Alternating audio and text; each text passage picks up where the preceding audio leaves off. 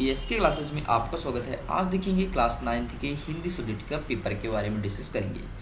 देखिए, बहुत लंबे समय गैप लेने के बाद आज मैं पहला वीडियोस अपलोड करने जा रहा हूं, मतलब आपके सामने प्रेजेंट करूंगा। ये वीडियो इतना गैप क्यों दिया गया है, तो इसका रीज़न ये था कि मैं आपको बेहतर कंटेंट प्रोवाइड करा सकूँ और एक्यूरेट आंसर, मतलब जो सही आंसर है वो आपको मिल सके। इसलिए लंबे गैप के बाद अब मैं वीडियोस लगातार आपके लिए अपलोड करूँगा। आप डेली वीडियोस को देखिए और अच्छे से पढ़ करके जाइए। हाँ, जैसे आपका पेपर है तो आप टाइम टेबल मुझे भेज दीजिए।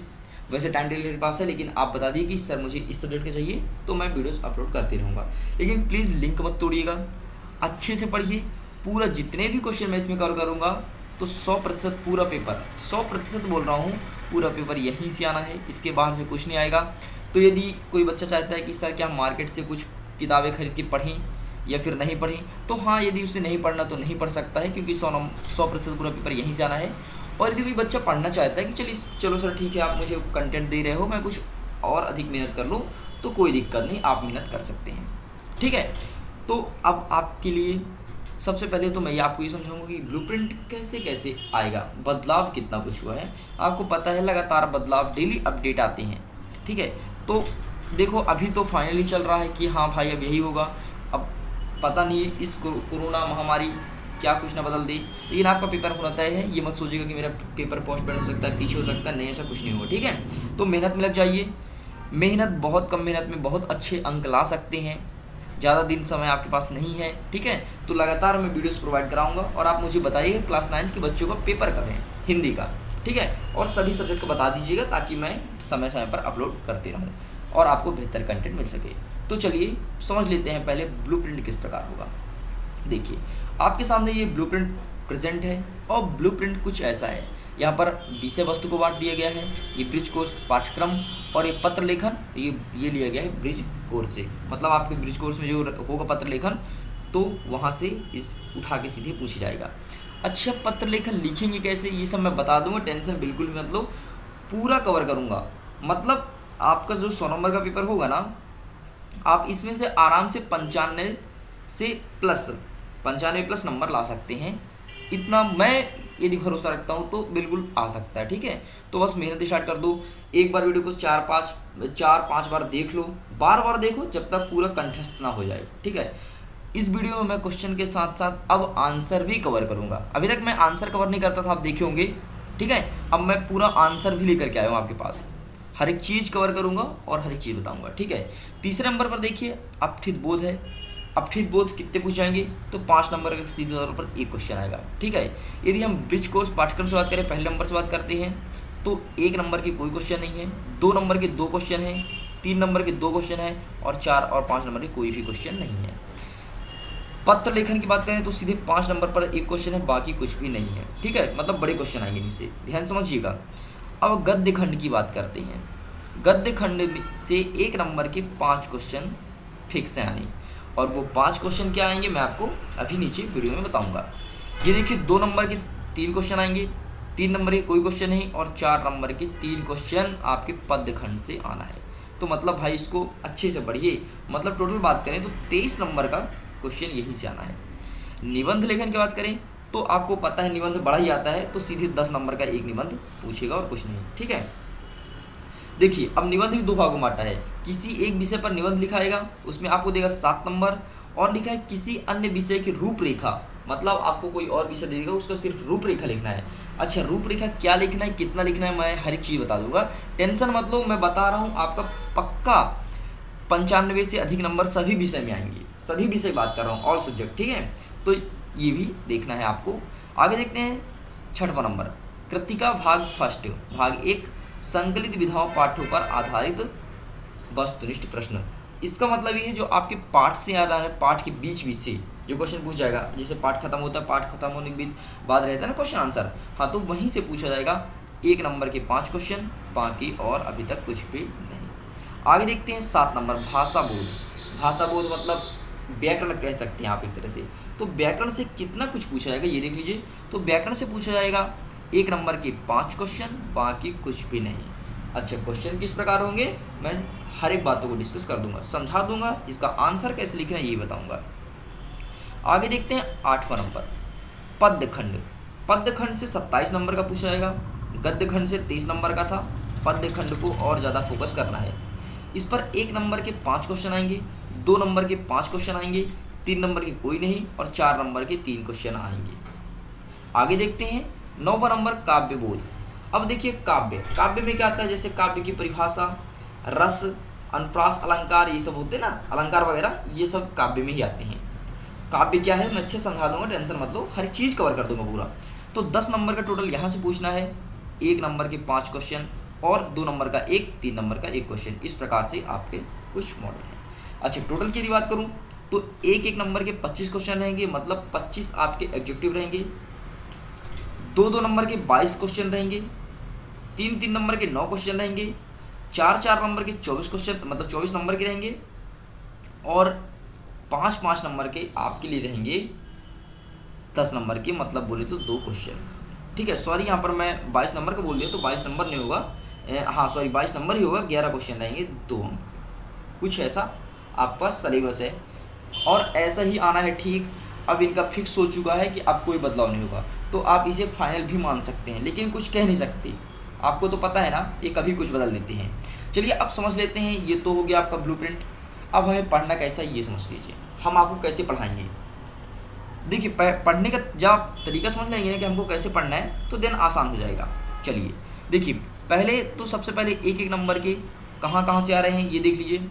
1 नंबर का सबसे पहले आ रहा है यहाँ से आपके गद्य खंड से, ठीक है, गद्य के बाद कृतिका भाग से, इसके बाद भाषा बोध से, इसके बाद पद्य खंड से, और इसके बाद काव्य बोध से, मतलब 5 जगह से आ रहे हैं आपके 1 नंबर के क्वेश्चन। तो देखिए इन 5 जगह को मैं कवर करूँगा, अलग अलग वीडियो बना दूंगा, फिर एक सेपरेट वीडियो भी ट्राई करूँगी, सेपरेट वीडियो बना दूँ। थोड़ी देखिए सेपरेट वीडियो बनाने भी ये है बात, थोड़ी लंबा हो जाएगा वीडियो, बाकी कोई बात नहीं, सब सेम रहेगा। ठीक है, तो आप जैसा डिमांड आप करेंगे कि सेपरेट वीडियो आप चाहिएगा कि एक वीडियो में पूरे 30 मिनट 40 मिनट के जितने वीडियो हो पाए उसमें पूरा प्रोवाइड करा दूँ, तो उसमें मैं करा दूँगा। यदि आप बोलेंगे नहीं सर हमको एक वीडियो में नहीं चाहिए, अलग अलग चाहिए, तो अलग अलग दिला देंगे। ठीक है, तो हमें पढ़ना कैसे है, अब हम 1 नंबर के कौन से क्वेश्चन पूछ जाएंगे, इम्पॉर्टेंट कौन से हैं, उसका सही आंसर क्या है, इसको कवर करेंगे। फिर जैसे ये सीरीज खत्म होता है 2 नंबर के पूरे क्वेश्चन का आंसर कवर करेंगे, इसके बाद 3 नंबर की पूरे क्वेश्चन के आंसर को, फिर 4 नंबर के, और जैसे 5 नंबर में पहुंचेंगे तो इसको हम कवर नहीं करेंगे। आपको मैं क्वेश्चन का आंसर तो बताऊंगा ही बताऊंगा, लेकिन उसमें लिखने का तरीका बताऊंगा कि कैसे लिखें तो अच्छे नंबर आ सकते हैं। यदि आपको कुछ भी नहीं पता तो क्या लिखें तो आपके नंबर आएंगे, ये चीज़ मैं बताऊंगा 5 नंबर और 10 नंबर वाले में। समझ गए? तो इस प्रकार से पढ़ना है। तो आज हम देखेंगे 1 नंबर के गद्य खंड, मतलब भाग 4 का 1 नंबर के 5 क्वेश्चन पूछ जाएंगे। तो मैं आपको इसमें से 20-25 क्वेश्चन आपके लिए दूंगा, और 20-25 से 5 क्वेश्चन सीधे उठ के आएंगे। सीधे बोल रहा हूँ, मतलब कॉपी पेस्ट होगा भाई, सीधे यहाँ से कॉपी किया जाएगा और यहाँ पर लेकर के आपके पेपर में पेस्ट किया जाएगा। समझ गए ना? तो मैं श्योर हूँ, तो आप भी श्योर हो जाइए और चलिए लग जाइए। फटाफट देख लेते हैं किस प्रकार से क्वेश्चन आ रहे हैं। देखिए नीचे चलते हैं, ये आ गए इकाई 2 गद्य खंड। अब देख लीजिए एक बार अलग से मैं ब्लूप्रिंट को और प्रेजेंट कर दिया हूँ, ये रहा। इस पर 1 नंबर के वस्तुनिष्ठ 5 क्वेश्चन आएंगे। तो इस वीडियो में मैं सिर्फ 1 नंबर के इस 5 क्वेश्चन के लिए ही फोकस करूंगा और इसी को कवर करने का प्रयास करूंगा। जैसे ही 1 नंबर की पूरी कंप्लीट होंगे तो 2 नंबर, 3 नंबर, 4 नंबर, 5 नंबर और 10 तक पहुंच जाएंगे। इस प्रकार से आपका हिंदी कंप्लीट हो जाएगा। मतलब मुश्किल से 4 से 5 तो नहीं कह सकते, लेकिन 7 से 8 वीडियो में आपका एक हिंदी का पेपर कंप्लीट, और ऐसे कंप्लीट होगा कि आप अच्छा नंबर ला सकते हैं, 95 प्लस नंबर। ठीक है, तो अब आप भी टारगेट बना लीजिए कि हमारा परसेंटेज आना है 95 प्लस। अच्छा, अब ये मत सोचिएगा कि सर हमारा 9th क्लास है, परसेंटेज बना के क्या करेंगे। भाई परसेंटेज बना लीजिए, जब मैं आपके लिए इतना मेहनत कर रहा हूँ, इतना कुछ लेकर के आ रहा हूँ कंटेंट, तो परसेंटेज बनाइए ना, क्या दिक्कत है। ठीक है, तो चलिए अब स्टार्ट कर लेते हैं, देख लेते हैं किस प्रकार से एडजेक्टिव क्वेश्चन पूछे जाएंगे। देखिए यहाँ पर लिखा है वस्तुनिष्ठ प्रश्न 1 अंकीय। क्वेश्चन हमारा पहला नंबर क्या कहता है, निम्नलिखित में से सही विकल्प को चुनिए। देखिए सही विकल्प में आपको एक क्वेश्चन दिया होता है हमेशा की तरह, उसके 4 आंसर रहते हैं, एक उसका सही आंसर रहता है और आपको सही आंसर बताना है। देखिए हमारा पहला क्वेश्चन कहता है जानवरों में सबसे बुद्धिहीन, क्या लिखा है, बुद्धिहीन समझा जाने वाला प्राणी है।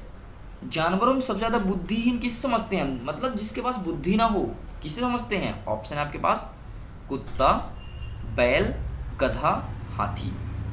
तो इसका सही आंसर क्या होगा? गधा। अपन बोलते हैं ना जब जब कोई नहीं समझ पाता, सर लोग बोलते हैं यार ये गधे हो क्या, समझ नहीं आ रहा है, तो गधे हो मतलब बुद्धिहीन हो, आपकी बुद्धि नहीं है कुछ। देखिए आप गधे को कभी देखेंगे ना तो गधा कुछ भी करते रहेगा, मतलब कुछ भी करते रहेगा, मतलब जो मन में आए वो करेगा। गधा व्यक्ति हुए फिर गधा ही हो, जहाँ आपकी किसी के पीछे गधा कुछ समझ नहीं आता है।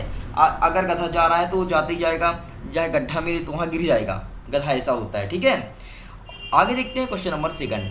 ऋषि मुनियों के गुण किसमें पहुँच गए? ऋषि मुनि जो होते हैं उनका गुण किसमें पहुँच गए हैं? तो ऑप्शन है गधे में, घोड़े में, बैल में या बंदर में। बहुत अच्छा क्वेश्चन, देखिए तो इसका सही आंसर होगा गधे में। जो ऋषि मुनियों का गुण होता है वो अब गधों में पहुंच गया है।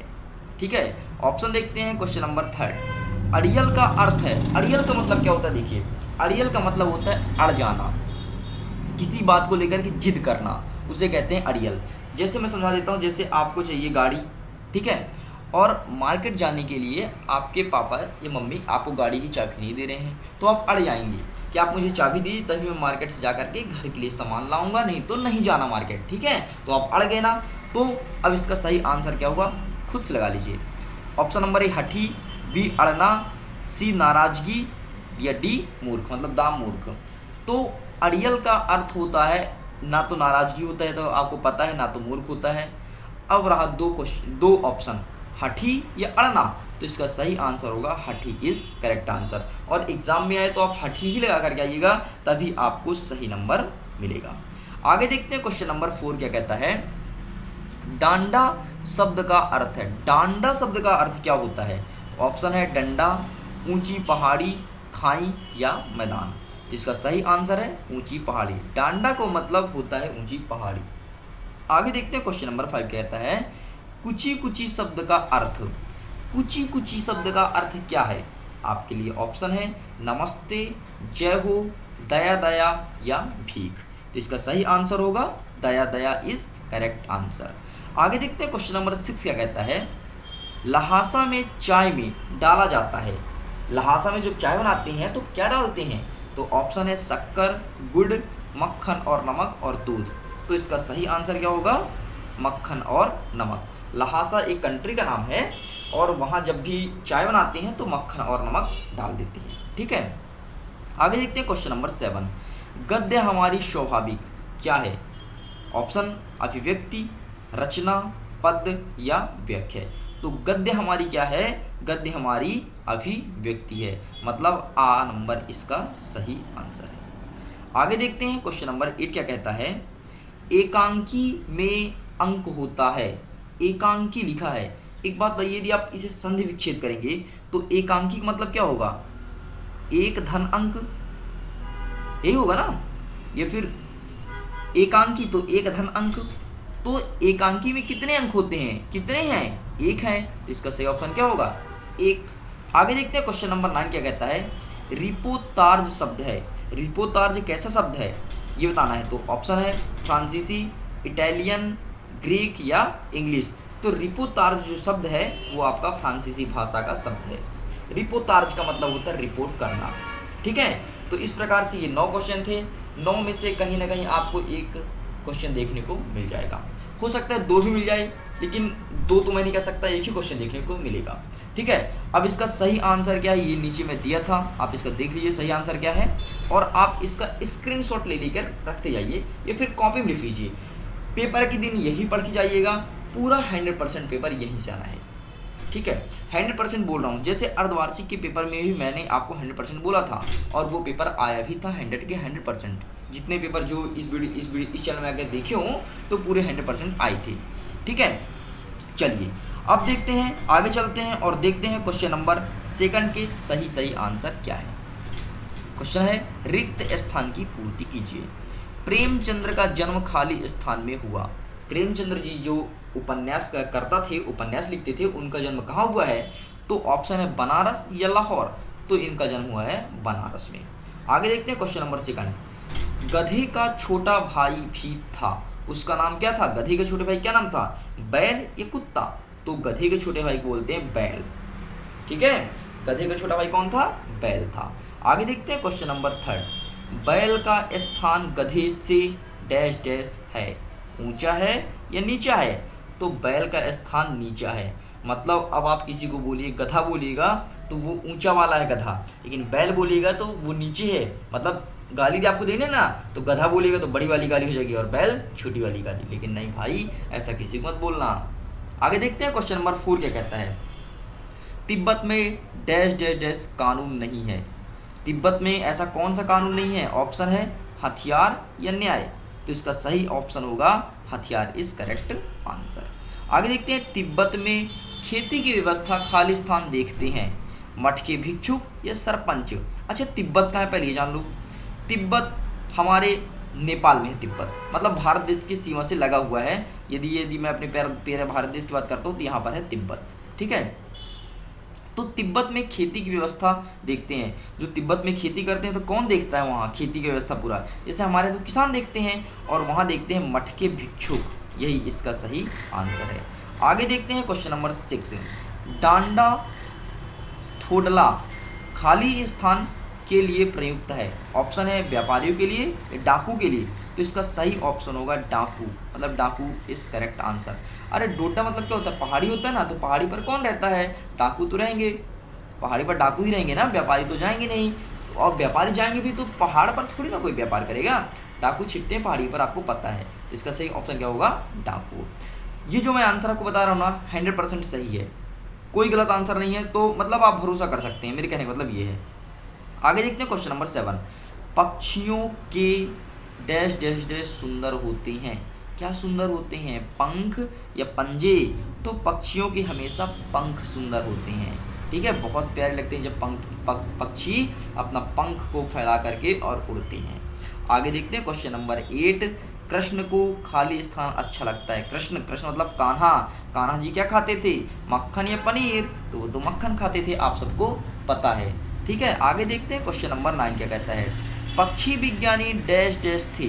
पक्षी वैज्ञानिक हम किसे कहते हैं भारत देश का? तो पक्षी वैज्ञानिक हम कहते हैं सलीम अली को। सलीम अली जी भारत देश के पक्षी वैज्ञानिक कहलाते हैं। आगे देखते हैं क्वेश्चन नंबर 10। लेखक के सामने खाली स्थान का फोटो था। लेखक जो थे उनके सामने किसका फोटो था? तो उनके सामने था प्रेमचंद्र जी का फोटो, और यही इसका सही आंसर है। आगे देखते हैं क्वेश्चन नंबर 11 से। देखिए क्वेश्चन नंबर कहता है लेखक की दृष्टि डैश डैश डैश पर अट गई है। लेखक की दृष्टि कहाँ अट गई है? फोटो पर या परछाई पर? तो इसका सही ऑप्शन होगा फोटो पर। एक बात है, जब लेखक के सामने प्रेमचंद्र जी का फोटो था तो लेखक प्रेमचंद्र जी को देखने लगे और उनके जैसे लिखने का प्रयास करने लगे। यार ये इतना अच्छा लिख लेते हैं, हम क्यों नहीं लिख पाते, हम भी प्रयास करें ताकि इतना अच्छा लिख पाएँ। तो ठीक देखिए, जब आप ये वीडियो देख रहे हैं तो आप भी प्रयास कीजिए कि जब वीडियो देख रहे हैं मैं पूरा आंसर दे रहा हूँ तो आप प्रयास कीजिए कि मैं आंसर को एग्जाम में अच्छे से और सही करके आऊँ, भूलूँ नहीं इसका आंसर क्या होगा। मैं तो कहता हूँ रट लो भाई, ज़्यादा कुछ नहीं है। पूरी किताब रटने से बेहतर है इसको रट लो, और रट के बिल्कुल 95 से अधिक नंबर लेकर के आना है, आना ही है। और इस वीडियो को जो देखता है तो पूरा देखे, इसके अलावा जितने वीडियो डालूंगे सभी को देखे, और जब उसके 95+% या नंबर आए तो प्लीज़ मेरे से बात करें, मैं तो उसे नंबर दूंगा, कॉन्टैक्ट कॉल में बात कर सकता है मेरे से। ठीक है, आगे देखते हैं क्वेश्चन नंबर 12 क्या कहता है। Premchandra ji dash dash dash साहित्यकार थे। प्रेमचंद्र जी किसके साहित्यकार थे? मतलब किस चीज़ के, कैसे? तो आदर्शवादी थे या यथार्थवादी थे? तो प्रेमचंद्र जी यथार्थवादी थे। आगे देखते हैं क्वेश्चन नंबर 13 क्या कहता है। गद्य में व्याकरण की प्रयोग भी खाली स्थान से ग्रहण किया जाता है, और इसका ऑप्शन मैंने दिया हूँ, तो इसका सही आंसर होगा क्या? आसानी। ठीक है, ये आप देख लीजिए, आंसर मैं कर दिया हूँ, ऑप्शन प्रिंट करना भूल गया है तो इसको ठीक है आप समझ लीजिए। तो इसका सही ऑप्शन क्या होगा, सही आंसर क्या होगा? आसानी। आगे देखते हैं क्वेश्चन नंबर 14 क्या कहता है। पात्रों के संवादों में प्रस्तुत रचना खाली स्थान कहलाती है। देखिए कोई भी पात्र हो जाए, पात्र के संवादों से प्रस्तुत रचना हमेशा नाटक कहलाती है। देखिए जैसे मैं आपको समझा देता हूँ, जैसे आपको पता है कि जैसे दशहरा आता है और नवरात्रि सीजन आता है तो आपकी गांव में, मोहल्ले में, शहर में नाटक करने वाले स्टार्ट कर देते हैं। मतलब नाटक कैसे, रामायण का नाटक करते हैं, रामलीला का पात्र धारण करते हैं, कोई राम बनेगा कोई लक्ष्मण बनेगा। तो वही तो है ना, पात्रों के संवाद से प्रस्तुत रचना। पात्र धारण कर लेते हैं, फिर संवाद करते हैं, मतलब बातचीत करते हैं। अब वो अपने अपने तरीके से बोलेंगे। ये देखो, ये वो तो सीधे बात करते नहीं। आप यदि कभी रामायण देखने गए होंगे, देखने जाइएगा, रामलीला जिसे बोलते हैं वो देखने जाइएगा, वो कभी वैसे बात नहीं करते नॉर्मल जैसे हम और आप बात करते हैं। वो हमेशा कोई दोहा चौपाई में उस पर बात करेंगे। तो संवाद से प्रस्तुत रचना नाटक ही तो कहलाती है, वो नाटक ही तो करते हैं। अच्छा, नाटक क्या है? नाटक का मतलब आप क्या समझते हैं? देखिए, नाटक ये नहीं कि नहीं हम पढ़ नहीं रहे हैं, नाटक कर रहे हैं। हाँ, जैसे हाँ, ये भी अच्छा चीज़ है, मैं समझा देता हूँ। नाटक इसे आप घर में पढ़ते नहीं है, ठीक है? तो मम्मी बोलती है पढ़ ले, नाटक मत कर। नाटक मत कर मतलब इधर उधर मत घूमो, फालतू काम ना करो, और कुछ भी ना करो, नाटक मत करो, सिर्फ पढ़ाई पर फोकस करो, उसे हम नाटक कहते हैं, ठीक है? और वैसे ही वो भी नाटक करते हैं, और नाटक में बहुत इंजॉय आता है भाई। नाटक देखने जाया करो, बहुत अच्छा लगता है नाटक, किसी भी चीज़ का हो नाटक। और नाटक में आप लोग खुद गए होंगे, देखे होंगे। आगे देखते हैं क्वेश्चन नंबर 15 क्या कहता है। एकांकी में खाली स्थान होता है।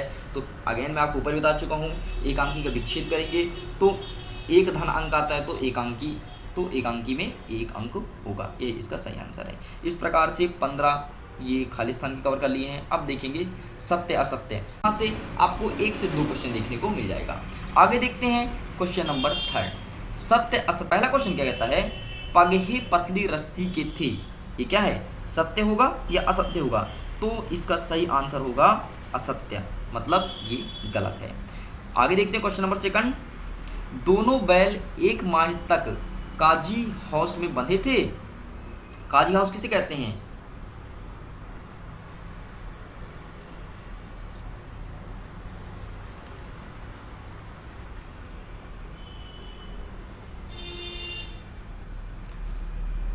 इस प्रकार से आपके खाली स्थान के पूरे क्वेश्चन कंप्लीट होते हैं। अब देखेंगे क्वेश्चन नंबर 3, सत्य असत्य आपको बताना है। पहला क्वेश्चन क्या कहता है, पगहे पतली रस्सी के थे, तो इसका आंसर होगा असत्य, मतलब गलत है। दोनों बैल 1 माह तक काजी हाउस में बंधे थे, तो इसका आंसर भी असत्य होगा। झूरी काछी के पास 2 घोड़े थे, तो बताइए कितने घोड़े थे झूरी काछी के पास? तो 2 घोड़े नहीं थे, तो इसका भी आंसर क्या होगा, असत्य होगा। लहासा की यात्रा बहुत सुगम थी। अब लेखक जी क्या बताए थे लहासा की यात्रा जाने में? तो लेखक जी ये नहीं बताए थे बहुत अच्छी लगी, वो उन्होंने कुछ उस पर अपमान भी किया था, बुराइयां बताई थी, तो इसका आंसर क्या होगा, असत्य होगा। आगे देखते हैं क्वेश्चन नंबर 5, तिब्बत यात्रा करने के लिए अनुमति की आवश्यकता नहीं होती है। जैसे कि मैंने आपको बताया है, तिब्बत कहाँ पर है? तिब्बत है आपके नेपाल में। तो यदि आपको तिब्बत घूमने जाना है तो क्या अनुमति की आवश्यकता नहीं है? तो नहीं भाई, तिब्बत आप आसानी घूम सकते हैं, वहाँ अनुमति है, जा सकते हैं, उसके लिए कोई वीज़ा नहीं लगेगा, वो भी अदर कंट्री में ही है, लेकिन आप घूम सकते हैं, तो अनुमति है। तो इसका आंसर क्या होगा, असत्य हो जाएगा। तिब्बत में जाति पाति छुआछूत नहीं मानते, तो क्या है, वहाँ सही बात है, तिब्बत में ना तो जाति पाति का भेदभाव करते, ना तो छुआछूत का मानते। लेकिन हमारे भारत देश में बहुत छुआछूत मानते हैं, और उसको खत्म करने के लिए डॉक्टर भीमराव अम्बेडकर ने कदम उठाया था। तो आप भी कृपया करके छुआछूत बिल्कुल ना मानें, छुआछूत से दूर रहें। ये नहीं कि ये निम्न वर्ग है, हम नहीं, आप लोग को तो पता है, सभी से आप यारी दोस्ती रखते हैं बराबर, जैसे स्कूल में, वैसे घर वालों की बताइए, जागरूक कीजिए। अब समय आया है जागरूक करने के लिए, ठीक है? तो युवा ही जागरूक कर सकता है। आप लोग ही पढ़ रहे हैं, अच्छी अच्छी किताबें पढ़ रहे हैं, ठीक है? तो जागरूक होइए और दूसरों को भी जागरूक कीजिए। आगे देखते हैं क्वेश्चन नंबर 7 कहता है, परिंदों के पंख सुनहरे दिखते हैं। परिंदे मतलब होता है जो आसमान में उड़ते हैं, तो उनके पंख सुनहरे दिखते हैं। बिल्कुल सही बात है, जो पक्षियाँ होती हैं उनके पंख हमको बहुत अच्छे लगते हैं, आकर्षक होते हैं। आगे देखते हैं क्वेश्चन नंबर 8, सलीम अली हुजूम के पीछे पीछे चल रहे थे। जो सलीम अली थे वो क्या हुजूम के पीछे पीछे चल रहे थे? तो नहीं भाई, वो उनके पीछे पीछे नहीं चल रहे थे। सलीम एक पक्षी वैज्ञानिक हैं। आगे देखते हैं क्वेश्चन नंबर 9, पक्षियों की आवाज़ मधुर संगीत की तरह सुनाई देती है। तो पक्षियों की आवाज़ बिल्कुल सही बात है, बहुत मधुर लगती है पक्षियों की आवाज़। कभी सुनिएगा पक्षियों की आवाज़, बहुत अच्छा लगता है, चहचहाट। कभी एकांत में जाइएगा, जंगलों में जाइएगा, चारों तरफ हरियाली हो और पक्षियों की चहचहाट हो, बाकी आपके मतलब दिल को वहीं पर रखने को बोल रहे हो कि यहीं पे रह आओ, ठीक है? आगे देखते हैं क्वेश्चन नंबर 10, प्रेमचंद्र के जूते फटे थे। तो क्या बताइए, सही बात है, उनके जूते फटे थे? तो सही है भाई, प्रेमचंद्र जी के जूते फटे थे। आगे देखते हैं क्वेश्चन नंबर 11। वर्तमान परिवेश के लोग प्रदर्शनी प्रेमी हैं, मतलब ये कहानी से रिलेटेड है। जो वहाँ पर आसपास रहते हैं वो प्रदर्शनी मतलब ये होता है कहीं कुछ चीज़ का दिखावा होना। जैसे कोई 4-5 दुकानें खुल गई, वहाँ पर लोग देखने जाते हैं, प्रदर्शन करने जाते हैं, उसी को प्रदर्शनी कहते हैं। वो प्रदर्शित करते हैं, अट्रैक्ट मतलब बहुत अच्छे से अपनी दुकान को डेकोरेट करेंगे, या फिर कठपुतली वाले आएंगे तो वो दिखाएंगे, तो उन्हें हम प्रदर्शनी कहते हैं। तो वर्तमान परिवेश के लोग प्रदर्शनी प्रेमी हैं, तो इसका आंसर होगा सही, ठीक है, मतलब सत्य है। ये आगे देखते हैं क्वेश्चन नंबर 12। कहानी में किसी घटना, भाव संवेदना आदि की मार्मिक व्यंजना की जाती है, तो इसका आंसर मैं यहीं पर कर दिया हूँ, तो ये है सत्य। आगे देखते हैं क्वेश्चन नंबर 13। उपन्यास में जीवन का विशद चित्रण नहीं होता, तो भाई उपन्यास में किसी के जीवन के बारे में नहीं बताते हैं। यदि जीवन के बारे में बताएंगे तो उसे उपन्यास नहीं कहलाएगा। वो उपन्यास में कोई अच्छी और नॉलेज वाली बात लिखी जाती है, किसी के जीवन का पूरा ये पूरा वर्णन नहीं करते कि जीवन इनका कैसा रहा, ठीक है। जैसे प्रेमचंद्र जी का उपन्यास आप पढ़िएगा, बहुत अच्छा उपन्यास है, आपको बहुत कुछ नॉलेज मिलेगा। आगे देखते हैं क्वेश्चन नंबर 14। एक अंक वाला दृश्य काव्य का एकांकी कहलाता है, तो बिल्कुल सही है। एकांकी में एक अंक ही होता है और आपको इसके नाम से स्पष्ट है। आगे देखते हैं क्वेश्चन नंबर 15। गद्य काव्य कवितापूर्ण गद्य रचना होती है जिसमें गहन भावानुभूति होती है, तो सही है, इसका आंसर क्या होगा, सत्य। आगे देखते हैं क्वेश्चन नंबर 16। आलोचना में रसानुभूति की बुद्धि प्रधान व्याख्या की जाती है, तो सत्य भाई, इसका भी सही आंसर क्या होगा, सत्य, मतलब सत्य सही है इसका आंसर।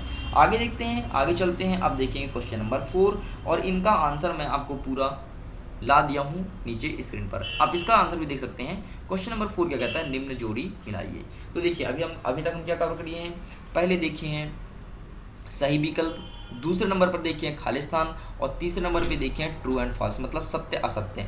अब देखेंगे हम सही और जोड़ी। तो सही जोड़ी मैं आपके लिए 10 लेकर के आया हूँ, 10 में से कोई एक फिक्स्ड है, यहाँ से पूछा जाएगा, ठीक है। तो देख लीजिए, कंजूर का सही आंसर क्या होगा, तो इसका आप सही आंसर नीचे देख लीजिए। अब पर इस पर मैं ज़्यादा बात नहीं कर रहा हूँ क्योंकि आंसर आपके सामने प्रेजेंट है, तो आप इसका स्क्रीनशॉट लीजिए और रख लीजिए, ठीक है। आगे चलते हैं, देखते हैं क्वेश्चन नंबर 5।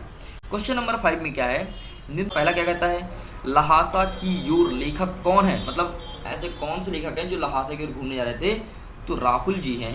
राहुल लेखक का नाम है, वो लहासा की ओर घूमने जा रहे थे। तो आप इनका पूरा नाम यहाँ पर देख लीजिए और यही आंसर एग्जाम में लिख करके आइएगा।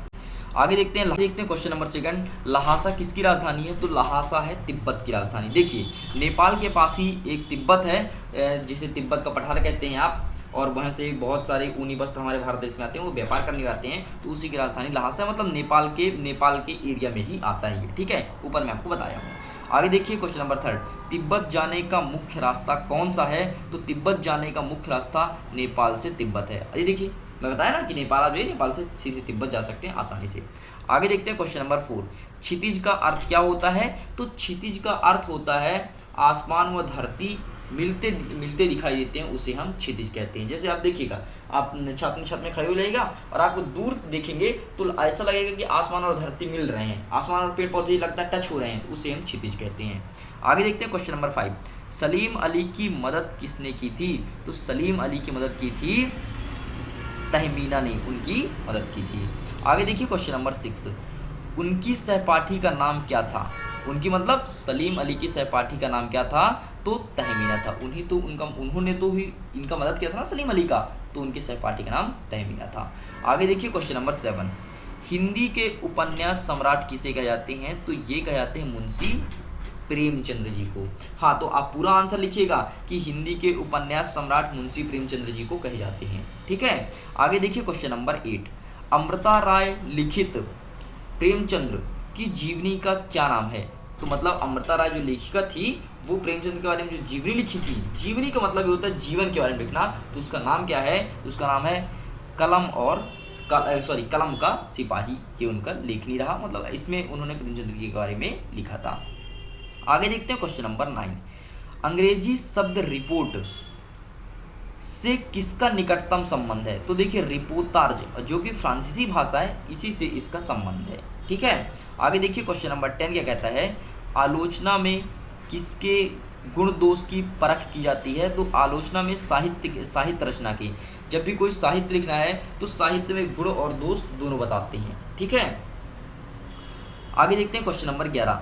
किसी विशेष स्थल का यात्रा का सजीव वर्णन किस विधा में किया जाता है? तो यात्रा वृत्तांत किया जाता है, जिसे आप इंग्लिश में ब्लॉग भी बोलते हैं। ब्लॉग का मतलब ये होता है बुक धन लॉग, ठीक है, मतलब लिखना, वो ब्लॉग कहलाएगा। मतलब कुछ भी आप लिख रहे हैं, कहानी कविता, उसे ब्लॉग कहते हैं। लेकिन आजकल लोग ब्लॉग बनाते हैं जब कहीं घूमने जाते हैं, तो आप देखेंगे यूट्यूब में खूब सारे ब्लॉग बनते हैं, लोग कहीं घूमने जाते हैं। और जिन्होंने देखा सर्च कीजिएगा, ब्लॉग लिख के सर्च कीजिएगा, बहुत से कहीं घूमने जाएंगे तो बताएंगे कि ये मेरा ब्लॉग है, मैं यहाँ घूमने गया था, उसे कहते हैं ब्लॉग। आगे देखते हैं क्वेश्चन नंबर 12।